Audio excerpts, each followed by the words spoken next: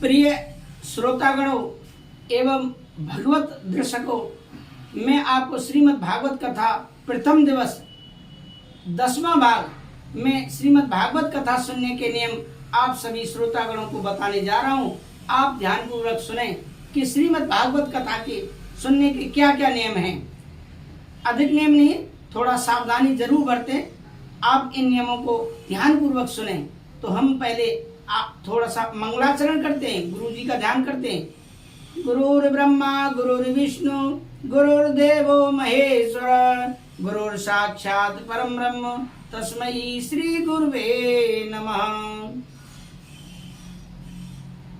देवज्ञं तु समाहूयं मुहूर्तं प्रचयत्नतः विवाहे यादृशं वित्तं तादृशं पर कल्पयेत। जिन्हें कथा करानी है वे सर्वप्रथम किसी ज्योतिषी से उत्तम मुहूर्त पूछें। जैसे विवाह में प्रसन्नता पूर्वक धन खर्च करते हैं, उसी प्रकार कथा में बिना कंजूसी के धन खर्च करें, लोभ बिल्कुल नहीं करें। अच्छा, दूसरा नियम, विरक्तो वैष्णवो विप्रो वेद शास्त्रो विशुद्ध कृत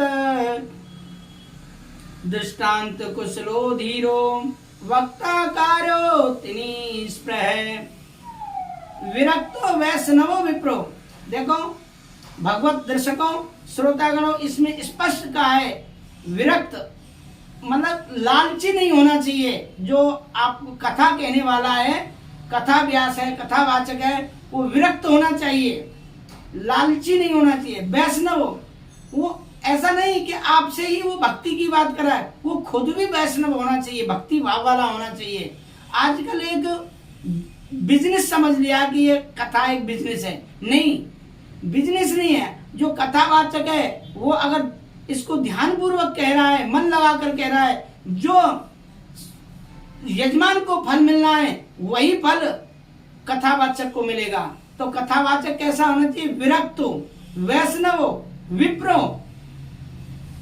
श्रोतागणों, इस वेद व्यास जी लिख रहे हैं, मैंने ये कथा नहीं लिखी है। इसमें स्पष्ट लिखा है विप्रो। कथावाचक कौन होना चाहिए? विप्र, ब्राह्मण होना चाहिए। जो कथावाचक है, व्यास गद्दी पर बैठा है, संत भले ही किसी जाति से हो सकता है समुदाय, लेकिन जो कथावाचक है, कथा व्यास है, वो विप्र होना चाहिए, अन्य जाति से नहीं होना चाहिए। ये वेद व्यास जी कह रहे हैं कथा के नियमों में। फिर अगला है वेद शास्त्र विशुद्ध कृत, और वेदों से ही कथा को कहने वाला हो, ये नहीं इधर उधर की। दृष्टांत कुछ लो, और दृष्टांत भी इस प्रकार के दे कि जो सबकी समझ में आ जाए, है व्यवहारिक। धीरो वक्ता कार्योत्तनी स्मृत है। कथा में भागवत वक्ता विरक्त, वैष्णव, विप्र मतलब कि जो ब्राह्मण घर में ही पैदा हुआ हो, वेद शास्त्रों का जानकर, दृष्टांत देने में कुशल, किंतु विषय वस्तु से संबंध इधर उधर की व्यर्थ की बातें न करने वाला होना चाहिए। कथा में 5 ब्राह्मणों का वर्णन करें जो गणपति, गायत्री और द्वादशाक्षर मंत्र का जाप करें तथा भागवत विष्णु सहस्रनाम का पाठ करने वाले हों। सुंदर गणपति, नवग्रह मंडल, सर्वतोभद्र मंडल आदि बनाएं। वेदियां बनानी होती है, जो आपने देखा होगा कि भागवत के आगे आगे वेदियां बनी होती हैं, वो वेदी बनाए और उनका पूजन करे विधि पूर्वक। कथा में 7 दिन तक यदि बिना कुछ खाए रह सके तो अच्छा है, अन्यथा फलाहार करके कथा सुने। और यदि यह भी नहीं हो सकता है तो भोजनम तु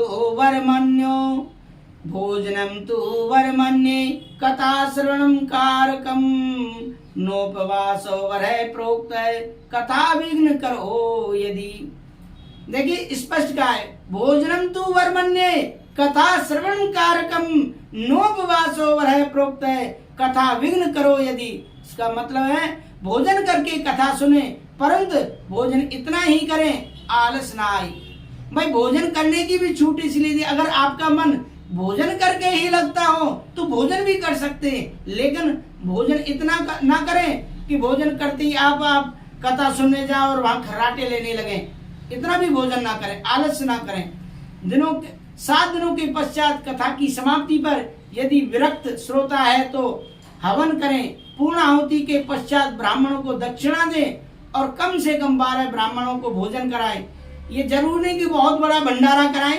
अगर आपके भंडारा कराने की सामर्थ्य नहीं है तो 12 ब्राह्मणों का भोजन कराएं, ऐसा लिखा है। और समाप्ति पर कीर्तन करें। जैसे श्रोता ने यह सुना कि कथा की समाप्ति पर कीर्तन करना चाहिए। प्रहलाद जी ने करताल उठा ली, उद्धव जी झांझ बजाने लगे, देवर्षि नारद वीणा बजाने लगे और श्री सुखदेव जी अपने भावों के द्वारा कीर्तन के भाव प्रदर्शित करने लगे और भक्ति ज्ञान वैराग तीनों नृत्य करने लगे। इतना दिव्य कीर्तन हुआ कि भगवान श्री हरि प्रकट हो गए। उन्होंने कहा, सनकादि मुनियों में तुम्हारी कथा और कीर्तन से प्रसन्न हूँ, तुम्हारी जो इच्छा हो वह वर मांगो। सनकादि मुनियों ने कहा, प्रभु जहाँ कहीं भी भागवत की कथा हो वहाँ आप अपने भक्तों के साथ अवश्य पधारे। भगवान ने तथास्तु कहकर अंतर ध्यान हो गई। थोड़ा सा 2 लाइन में भजन गाएंगे।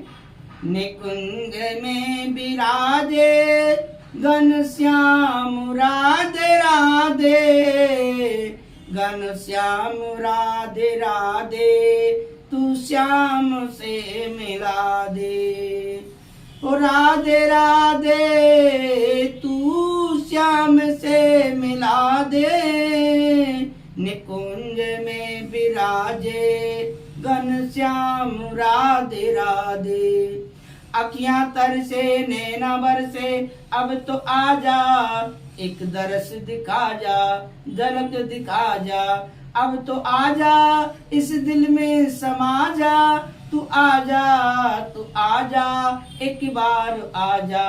निकुंज में विराजे घनश्याम राधे राधे, घनश्याम राधे राधे, घनश्याम राधे राधे। प्रिय दर्शकों, आज श्रीमद् भागवत कथा प्रथम दिवस 10वां भाग समाप्त हुआ। कहने का भावार्थ यह है कि आज प्रथम दिवस की कथा यहाँ पर समाप्त हुई है। हम अगले एपिसोड में, अगले भाग में 11वें भाग में आपको द्वितीय दिवस की कथा सुनाएंगे।